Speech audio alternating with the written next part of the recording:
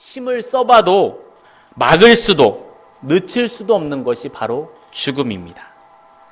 어떻게 해도 극복할 수 없는 이 죽음이야말로 인간의 가장 큰 절망이며 또 두려움이며 공포입니다. 그런데 그 절망을 뛰어넘어 우리에게 소망과 기쁨을 주시는 분이 있습니다. 내가 곧 길이요 진리요 생명이라고 자신을 정확하게 계시하여 주신 부활하신 예수 그리스도이십니다. 부활의 소식은 참으로 믿는 이들에게 기쁨과 소망이며 또 많은 소식 가운데서도 당연히 으뜸 가는 소식입니다. 그러나 이 말씀을 믿지 못하는 자들이나 불신자들에게는 이보다 더 황당하고 또 어이없는 일은 없을 것입니다. 죽은 자가 살아난다는 것이 도대체 이해할 수 없는 일이기 때문에 그렇습니다. 하지만 우리는 부활이요 생명이신 예수 그리스도를 믿습니다. 사망의 권세를 깨고 승리하신 그분의 부활이 곧 우리의 부활임을 우리는 믿습니다. 부활의 신앙이 온전한 우리의 고백이 되어지기를 축원합니다. 오늘 본문은 엠마오로 가던 두 제자에게 부활하신 예수님이 나타나신 사건을 기록하고 있습니다. 특별히 이 사건은 다른 세 복음서에는 나오지 않고 이 누가복음에만 나오는 그러한 사건입니다. 예수님께서 십자가의 고난을 받으시고 장사되신 후 안식 후 첫날이 되었습니다. 몇 명의 여인들이 예수님의 몸에 부을 향품을 가지고 그 예수님의 무덤을 찾았습니다. 하지만 그곳에는 그 무덤은 비어 있었습니다. 그리고 그곳에 천사가 앉아서 그는 여기 계시지 않고 살아나셨다. 왜 너희는 여기 산 자를 죽은 자 가운데서 찾느냐라는 천사들의 말을 듣고 그 여인들이 그 무서워 숨어 있었던 그 제자들에게 가서 이 소식을 전합니다. 여인들이 이 부활의 소식을 전하나 사도들, 예수님 곁에서 예수님의 택함을 받았던 그 12제자를 말하는데 그 사도들은 허탄한 소식으로 듣고 믿지를 않았다고 오늘 읽지 않았지만 11절에 기록하고 있습니다. 예수님에게 뽑혀서 함께했던 그 사도들조차도 이 부활을 허탄한 소식으로 알고 믿지를 않았습니다. 그 얘기를 듣고 베드로만이 무덤에 들어가서 빈 무덤을 보고 이상히 여기며 돌아왔다고 오늘 읽었던 본문의 앞부분에 기록을 하고 있습니다. 예수님이 부활하신 그날에 또 한 곳에서는 예루살렘으로부터 엠마오를 향해서 가고 있었던 두 제자가 있었습니다. 우리가 알아서 본 것처럼 한 명은 글로바라는 사람이고 다른 한 명은 그의 이름이 나와 있지는 않습니다. 아마 예수님 곁에서 예수님을 따랐던 제자들이었던 것 같습니다. 아마도 그들은 예수님에 대한 소망이 끊어져서 십자가에 우리가 그토록 바라던 그분이 십자가에 죽으셨어. 그리고 부활이라는 건 아직까지도 그들의 머릿속에 또 부활을 본 적이 없었기 때문에 그것에 대한 어떠한 인식이 없는 겁니다. 우리가 그토록 바랐고 이 나라를 정치적으로 구원해 줄 그분인 줄 알았는데 이제는 다 틀렸구나. 아마 이러한 낙심을 갖고서 아마 자기의 고향으로 돌아가고 있었던 것 같습니다. 아마 그러면서도 그들은 같이 가면서 이야기를 나누고 있었죠. 십자가의 아마 고난, 또 어떻게 보면 부활에 대한 궁금증 등 여러 가지를 그 둘이서 이야기를 나누며 엠마오라는 동네로 내려가고 있었습니다. 그때 부활하신 예수님께서 그들 가까이로 오셔서 그들과 동행을 하십니다. 하지만 그들은 예수님을 알아보지 못했다고 기록하고 있습니다. 16절에 그들의 눈이 가리어져서 그인 줄 알아보지 못하거늘 이라고 말씀합니다. 지금 이 두 제자의 영적인 눈이 가리워져 있습니다. 그래야 예수님이 곁에 오셔서 동행하시는데도 그 예수님을 알아보지 못하고 있는 것입니다. 예수님께서 그들에게 말을 거시죠. 당신들 무슨 이야기를 하고 있습니까? 라고 묻자 그들이 슬픈 기색을 띠면서 그 자리에 멈추어서 이야기를 합니다. 우리는 나사렛 예수의 일을 이야기하고 있었습니다. 그는 하나님과 모든 백성 앞에서 말과 일에 능하신 선지자이셨습니다. 근데 우리 대제사장들과 우리 관리들이 그를 사형 판결에 넘겨주어 십자가에 못 박고 말았습니다. 우리는 이 예수가 이스라엘을 이 로마 가운데서 구해낼 정치적으로 또 힘 있는 그런 분이라고 믿었는데 그분이 십자가에 그렇게 죽고 장사를 지낸 지 3일이나 되었습니다. 어떤 여자들이 무덤에 다녀와서 천사들이 나타나 그는 여기 계시지 않고 살아나셨다라는 말을 했지만 우리는 그것을 믿기가 힘듭니다. 아마 이런 이야기들을 하면서 예수님에게 대답을 하였습니다. 그러면서 당신께서, 예수님은 이제 몰라봤죠. 당신께서 예루살렘에 있었다면 이 정말로 큰 일을 모른다면 간첩인데 왜 이를 모르느냐라고 핀잔까지 하면서 예수님에게 대답을 합니다. 우리의 영적인 눈이 가리워지면 우리도 이 제자와 같습니다. 예수 그리스도를 바라볼 수가 없습니다. 우리는 슬픈 기색을 띌 수밖에 없습니다. 우리 삶의 믿음의 눈이 열리지 않아 예수님이 보이지 않으면 우리에게는 세상이 보일 수밖에 없습니다. 세상의 죽음과 질병의 고통이 우리에게 공포로 다가옵니다. 예수님을 믿어도 뭔가 우리의 문제가 해결되지 않는 것처럼 보입니다. 그렇게 세상이 보일 때 또 상대적으로 내가 갖춰지지 못한 그런 것들이 보여지면 우리는 낙심하고 슬퍼집니다. 그렇게 예수가 아닌 세상으로 내 눈이 가려워질 때 우리의 삶은 슬픈 인생이 되어질 수밖에 없습니다.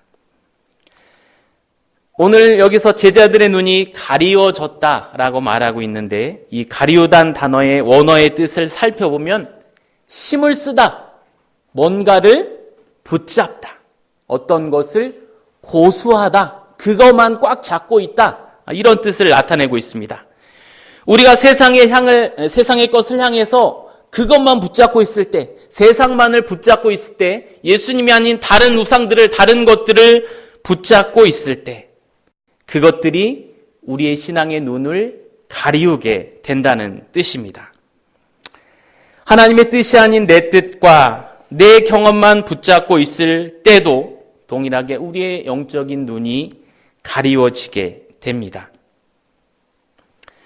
우리가 신앙인으로 영적인 눈이 가리워 있을 때 여전히 세상 것을 더 크게 여기고 또 세상 것만을 고집하고 꼭 붙들고 있다면 우리는 예수 그리스도가 온전한 우리의 구세주 되심을 보지 못하게 됩니다. 세상 것으로 인해서 예수 그리스도께서 우리 마음에 계실 수가 없기 때문입니다.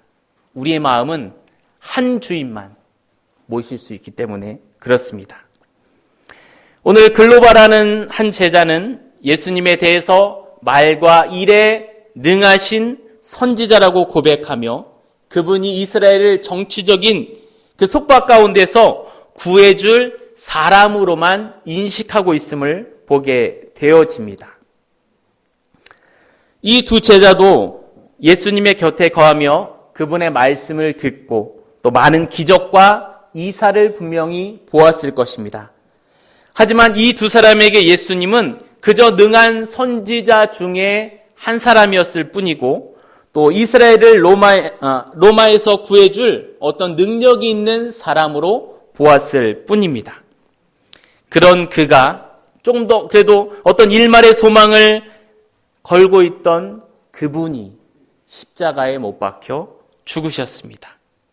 한 줄기 소망이 눈앞에서 바로 사라져 버렸습니다. 예수는 나와 또 우리 이스라엘에 그냥 도움과 소망을 줄 사람이었던 것입니다. 우리나라도 일제강점기를 겪어서 아시겠지만 나라를 빼앗긴 심정은 당시 이스라엘이나 또 일제시대 우리나 매 한 가지였을 것입니다. 많은 능력과 기적을 보이셨던 그 예수라는 분이 우리나라를 구해 주실 줄 알았는데 십자가의 이슬로 사라지다니 이제는 소망이 없다고 슬퍼했을 것입니다. 어떤 여인들과 몇 명의 사람들이 무덤을 찾아가서 그 무덤에 예수가 시체가 없는 것을 확인했지만 그것이 예수님이 부활했어 라는 부활의 소망으로까지는 이어지지 못했습니다.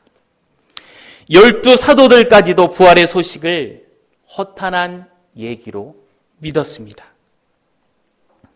물론 그들의 삶에서 부활이 라는 것을 경험해보지 못했기에 부활할 것이라는 말씀을 믿지 못했을 것입니다.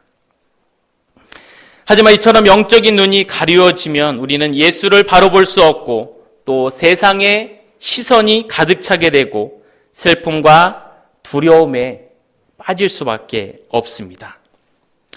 우리는 열왕기하 6장에 엘리사의 종의 이야기를 잘 알고 있습니다. 그 또한, 그 엘리사의 종 또한, 그 청년 또한 영적인 눈이 가리워져 있었습니다. 아람 군대가 이스라엘을 시시탐탐 노리지만 번번이 그 계획들이 번번이 수포로 돌아가게 됩니다. 왜 이런 일이 일어나는가? 이스라엘에 알아봤더니 그곳에는 엘리사라는 주님의 종이 있었던 것입니다. 그래, 우리가 이스라엘을 멸망시키기 위해서 저 엘리사라는 종 한 명만 잡으면 되겠구나 하고 수많은 군대를 보내서 엘리사가 있는 성읍을 둘러쌉니다. 엘리사의 종이 그것을 보고 무서움에 덜덜 떨게 되어집니다. 하지만 엘리사가 하나님께 기도하여 그 청년의 눈을 뜨게 해주자. 엘리사와 그 성읍을 둘러싸고 있는 수많은 불말과 불병거를 보게 되어집니다. 영적인 눈이 바로 뜨일 때 우리는 바로 볼 수가 있는 것입니다. 이처럼 눈이 가리워져 슬픔과 절망 중에 있는 두 사람에게 예수님이 오늘 책망을 하고 계십니다. 25절인데요. 미련하고 선지자들이 말한 모든 것을 마음에 더디 믿는 자들이여 라고 그들에게 이야기를 하십니다. 그렇습니다. 우리는 미련하기 짝이 없습니다. 여전히 내가 옳은 대로 또 내 소견에 옳은 대로만 행동합니다. 말씀이 아닌 내 소견이 내 생각이 아직도 우선인 게 우리입니다. 우리의 믿음은 한없이 더디기만 합니다. 말씀을 수없이 듣고 보고 들은 것에 비해서는 우리의 신앙은 여전히 걸음마 순일 때가 많은 것 같아 보입니다. 이런 우리와 제자들의 모습을 보고 주님은 아마도 많이 애가 타셨을 것입니다. 마치 사사기 시대의 이스라엘의 모습과도 같습니다. 제멋대로 우상을 섬기고 내 마음대로 살다가 주님의 징벌을 받으니까 어때요? 너무나 괴롭습니다. 살기가 힘듭니까? 그러니까 주님 앞에 엎드려 기도합니다. 그럴 때 주님은 사사를 보내주셔서 그 어려움 가운데서 이스라엘을 구원해 주십니다. 하지만 그게 끝이면 좋겠죠. 하지만 평안함이 왔습니다. 잘 살고 있습니다. 또 어떡합니까? 또 여전히 우상을 찾아갑니다. 내 뜻대로 살기 시작합니다. 또 어려움에 처하고 하나님께 구하고 사사를 보내주시고 평안함이 오고 또 죄를 짓고 이렇게 다람쥐 쳇바퀴 돌듯이 계속해서 한자리에서 돌기만 하던 이스라엘의 신앙의 모습, 그것이 바로 사사기의 모습입니다. 그 사사기 시대를 한마디로 대변하는 것이 사사기의 맨 마지막 구절입니다. 사사기 21장 25절에 이렇게 기록하고 있습니다. 그때 이스라엘의 왕이 없으므로 사람이 각각 자기의 소견에 옳은 대로 행하였더라 라고 말씀하고 있습니다. 이 왕은 사람의 왕을 말할 수도 있지만 이스라엘의 왕은 하나님이십니다. 하나님을 왕으로 삼지 않고 자기의 소견대로 자기가 옳은 대로 행했을 때에 이 이스라엘의 모습을 말씀해 주고 있는 것입니다. 예수님은 두 제자에게 그리스도가 이런 고난을 받고 자기의 영광에 들어가야 할 것이 아니냐라고 말씀을 해 주십니다. 그리스도의 고난과 죽음, 그게 끝난 것이 아닙니다. 그 죽음의 십자가를 거쳐야만이 영광의 자리로 예수님께서 나아가실 수가 있는 것입니다. 십자가를 통해야만 구약에서 예언한 대로 참 메시아로 인정을 받는 것이고 진정한 구세주가 되시는 것입니다. 그 고난의 자리를 거쳐야만이 영광의 자리로 들어가실 수가 있는 것입니다. 십자가를 통과하시고 부활하셔서 세상이 생기기 전에 그 영광의 자리로 가시게 되는 것입니다. 이 말씀을 하신 후에 이 두 제자에게 모세와 또 모든 선지자의 글로 시작해서 모든 구약의 성경을 자세히 설명하심으로 그토록 구약에서 말하고 있는 메시아가 바로 예수 그리스도임을, 그리고 그분을 통해 구약의 모든 말씀이 성취되었음을 자세히 풀어 말씀해 주십니다. 예수 그리스도는 어느 날 갑자기 이 땅에 오신 분이 아닙니다. 구약의 창세기로부터 시작해서 율법서, 역사서, 또 시가서, 예언서의 모든 부분을 통해서 메시아가 오실 것을 정확하고 또 세밀하게 기록하셨고, 또 그 약속, 그 예언 그대로 오신 메시아가 바로 예수 그리스도이십니다. 예수님의 제자들 또한 수없이 그 말씀을 들었을 것입니다. 하지만 그들은 깨닫지 못하고 있었던 것입니다. 그것들을 다시 한번 예수님께서 구약의 말씀으로부터 하나하나 예언서부터 해갖고 모든 것들을 다 풀어 주십니다. 요한복음 5장 39절에는 이렇게 말씀하고 있는데요. 너희가 성경에서 영생을 얻는 줄 생각하고 성경을 상고하거니와 이 성경이 곧 내게 대하여 증거하는 것이로다. 성경, 이 하나님의 말씀이 예수 그리스도인 나에 대해서 증거하고 있다라고 말씀을 하고 계십니다. 예수님에 대한 예언이 어느 성경의 어느 책부터 나오는지 알고 계시나요? 바로 우리가 잘 알고 있는 성경의 첫 책인 창세기부터 예수 그리스도에 대한 것들이 예언이 되어 있습니다. 창세기 3장 15절에 보면 내가 너로 여자와 원수가 되게 하고 너의 후손도 여자의 후손과 원수가 되게 하리니 여자의 후손은 내 머리를 상하게 할 것이요 너는 그의 뒤꿈치를 상하게 할 것이니라 하시고 라고 말씀하고 있습니다. 성경에 나타난 최초의 예수님에 관한 예언입니다. 여기서 아시다시피 너는 뱀, 곧 마귀, 사탄을 말하고 있고 또 이것을 멸하게 될 분은 여자의 후손이라고 말씀하고 있는데 이것은 바로 구원자 되신 예수 그리스도를 말씀하고 있습니다.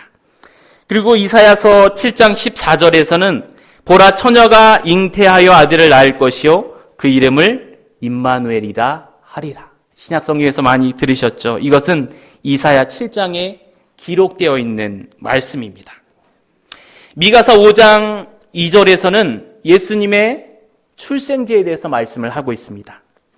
베들레헴 에브라다야 너는 유다 족속 중에 작을지라도 이스라엘을 다스릴 자가 내게서 내게로 나올 것이라 라고 미가서에는 예수님의 출생지에서 나오고 있습니다. 또 아브라함에 대한 예언에서는 창세기 22장에 내 씨로 말미암아 천하 만민이 복을 얻으리니 내가 나의 말을 준행하였음이니라 하셨다 하니라. 아브라함의 씨를 통해서 그 가문 가운데서 만민이 복을 얻게 할 자가 나오겠다고 말씀해 주고 있는 부분입니다. 창세기 49장의 유다를 향한 야곱의 예언에서도 유다야 너에게서 7일의 지팡이가 떠나지 아니하고 실로가 50까지 미치리니 그에게 모든 백성이 복종하리로다. 유다 지파에서 그 메시아가 나오실 것을 많은 부분에서 또 예언을 하고 있습니다. 이사야 11장에서도 이새의 줄기에서 한 싹이 나며 그 뿌리에서 한 가지가 나서 결실할 것이요.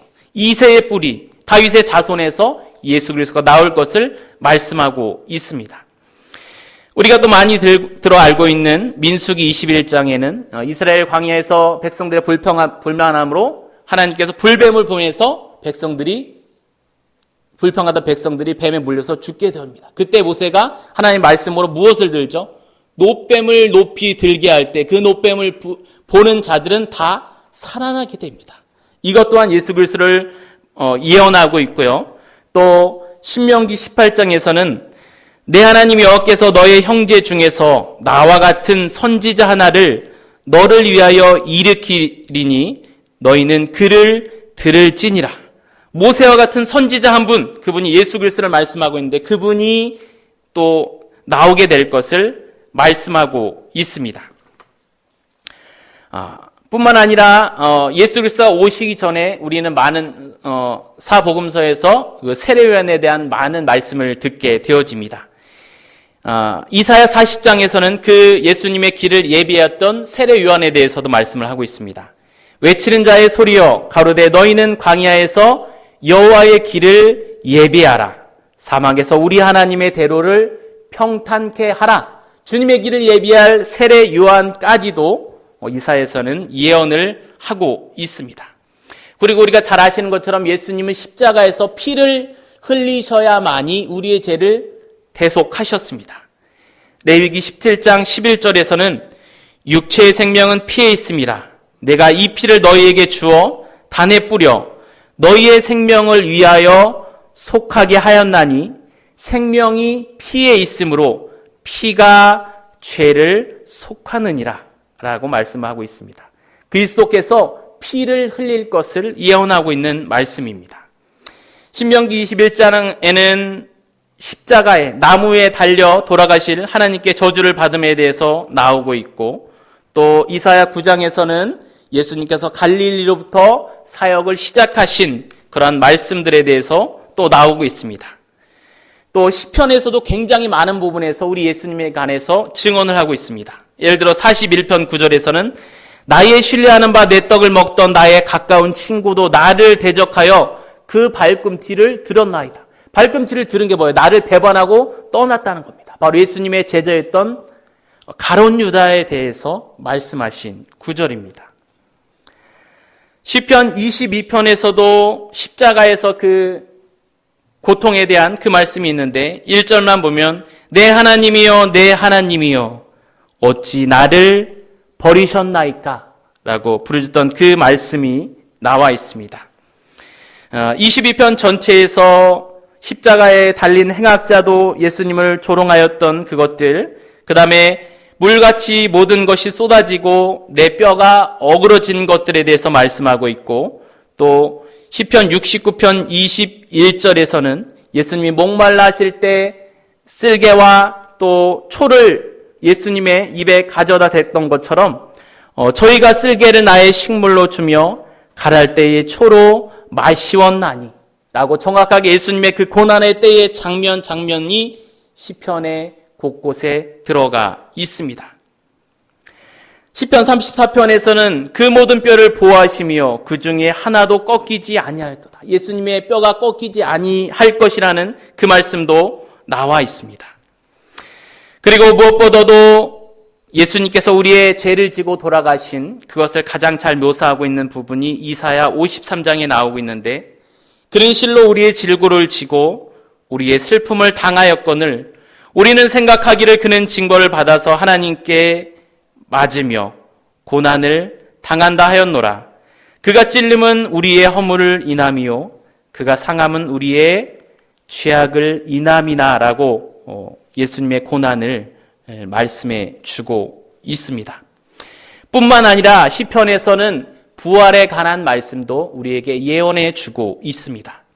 시편 16장 10절에서는 이는 내 영혼을 음부에 버리지 아니하시며 주의 거룩한 자로 썩지 않게 하실 것임이니이다 라고 말씀하고 있고 또 이사야 26장 19절에서는 주의 죽은 자들은 살아나고 우리의 시체들은 일어나리이다. 띠끌에 거하는 자들아 너희는 깨어 노래하라.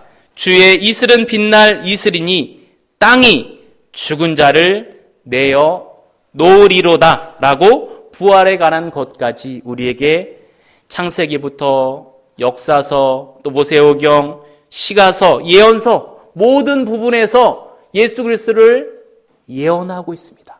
너희가 그토록 어릴 때부터 말씀을 이마와 손에 메고 집에 붙이고 나갈 때 들어올 때 그 말씀을 항상 외우고 듣고 묵상했던 너희들, 계속해서 지금 읽었던 이 그리스도에 관한, 메시아에 관한 말씀들을 듣고 달달달 외우고 살았던 그들이 진정 예수님이 눈앞에 오셨는데 그분이 메시아인지를 알아보지 못한 것입니다. 그로 인해 예수 그리스도를 알아보지 못함으로 그들은 슬퍼했고 그들 안에 있던 소망은 사라져 버렸습니다. 예수님이 두 제자를 책망하신 것과 같이 미련하고 또 마음에 주의 말씀을 더디 믿는 모습이 우리에게도 있습니다. 우리도 오랜 세월 신앙생활을 하며 또 예배하고 설교 말씀을 듣고 말씀을 읽어왔습니다. 부활절 제3주를 지나고 있습니다. 부활의 기쁨이 2주 전에 부활절 당일에 끝나지는 않으셨습니까? 부활은 부활절 당일에만 해당되는 것이 아닙니다. 부활은 우리 신앙의 삶 전체를 이끄는 소망이 되어야 합니다.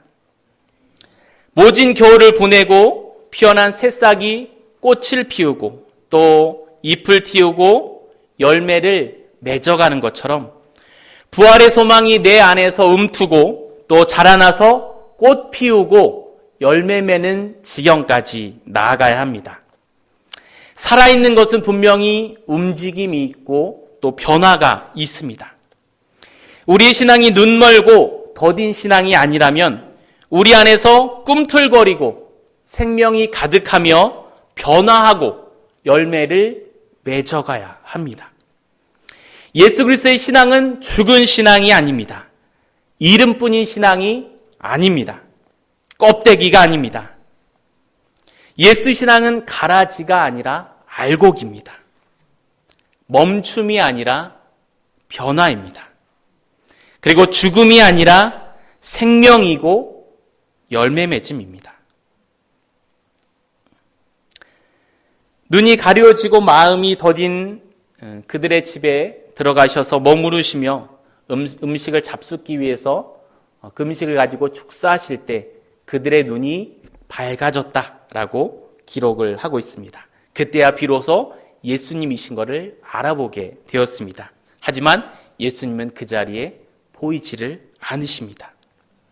그러면서 그들이 서로 이야기를 하기를 예수님이 길에서 우리 가운데 계속해서 그 구약의 모든 예언의 말씀들을 설명해 주시고 우리에게 풀어주실 때 우리 속에서 마음이 뜨거웠다라고 그때야 고백을 하고 있습니다. 수없이 들어온 말씀이었지만 예수님께서 그 말씀을 풀어주실 때 성령의 뜨거운 역사가 일어났던 것입니다. 이제까지는 이해되지 않고 믿을 수가 없어서 슬프고 힘이 없었지만 이제는 그동안 들었던 모든 말씀이 믿어지고 부활하신 주님을 눈으로 보고 믿게 되었던 것입니다.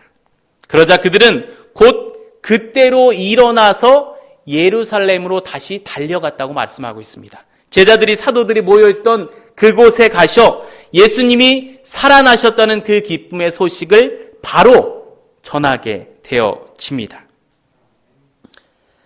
예수님과 공생애를 함께 했고 또 예수님을 통하여 자신이 죽었다가 제3일에 다시 살아나리라 라는 말을 여러 차례 들었지만 제자들은 그것을 믿지 못했습니다. 제자들에게는 온전한 믿음이 없었습니다. 예수님의 직속 12 제자들까지도 그 부활의 얘기를 허탄한 얘기로 들었습니다. 어떤 이들은 슬퍼하며 주님을 기다리지 못하고 집으로 돌아가는 모습도 있었습니다. 지금 우리는 성령의 시대를 살고 있습니다. 복음서 시대처럼 예수님과 대면해서 그분과 동고동락하는 시대는 아니지만 우리가 믿음의 근거인 말씀을 통하여서 예수님을 알게 되고 성령의 도우심으로 깨닫고 고백하는 그러한 시대를 살고 있습니다. 당시 제자들이 부활이라는 것이 생소하고 또 믿을 수 없기에 그들의 눈이 가려지고 믿음이 더디기도 했습니다. 그들의 신앙은 다람쥐 쳇바퀴 돌듯이 한자리에서 빙빙 돌며 전진이 없고 때로는 후퇴하기도 했습니다. 그들의 신앙이 단지 십자가에 머물러 있었기 때문에 그렇습니다.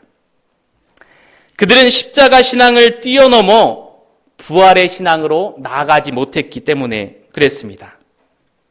십자가 신앙이 우리의 십자가를 지고 인내하며 헌신하는 신앙이라면 부활의 신앙은 기쁨의 신앙입니다. 확신하고 전하는 신앙입니다. 그리고 새롭게 변화하는 신앙입니다. 그리고 열매 맺는 신앙입니다. 주님은 우리가 십자가 신앙을 뛰어넘어서 부활의 신앙으로 나아가기를 원하십니다. 잠들어 있어 항상 제자리에 머무는 신앙이 아니라 깨어 있어 변화하고 또 생명을 전하는 부활 신앙으로 한 단계 더 나아가시기를 주님의 이름으로 축원합니다. 기도하겠습니다. 주님 감사합니다. 주님께서 부활하신 또 제3주를 하나님 살아가고 있습니다.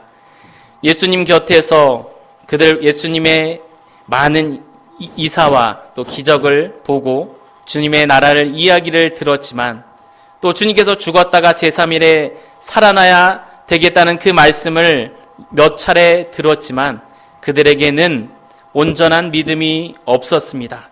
때론 그리하여 그들의 눈이 가리워지고 그들에겐 슬픈 기색이 있고 부활을 믿지 못하고 허탄한 이야기로 들으며 때로는 낙담하여서 집으로 돌아가는 예수를 저버리고 다시금 집으로 옛 생활로 돌아가는 모습도 있었음을 하나님 보게 되어집니다. 하지만 그 제자들이지만 부활하신 예수님을 만난 이후로 담대하게 복음을 전하며 죽기까지 헌신하며 담대히 주님을 전하다가 그들의 생애를 마감한 그들의 끝 이야기를 우리는 잘 알고 있습니다. 주님, 우리도 때로는 여전히 우리의 소견대로 우리의 생각대로 그래야 우리의 눈이 가리워지고 우리의 신앙이 가리워져서 예수 그리스도를 온전히 알지 못하고 또 때로는 나의 무엇던 소원을 이루어주는 그러한 분으로만 오해하며 나의 뜻대로 살아갈 때도 있음을 고백합니다. 주님, 우리의 눈을 온전히 열어주셔서 예수 그리스도가 온전히 우리의 주 되심을 바라보게 도와주시고 부활의 신앙을 나의 신앙으로 삼아서 이 기쁨을 증거하고 생명력 있게 하여 주시고 또 열매 맺게 하시고 변화되는 삶이 우리 안에 있게 하여 주시옵소서. 감사하며 예수님의 이름으로 기도드립니다. 아멘. 이 땅의 동과 서 남과 북 다 같이 찬양 드리시겠습니다.